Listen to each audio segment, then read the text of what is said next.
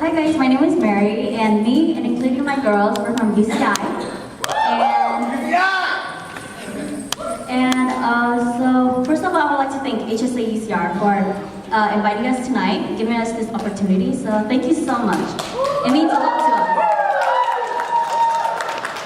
And so pretty much we're dancing to two songs. The first one is Tokomon Shilu, which is literally for the monks love one another. And our second one is Dogon Bade, which is come back to Laos, because it's our native home. And I would like to end on a last note that Valentine's is coming up, and you know, my girls are single, all of them.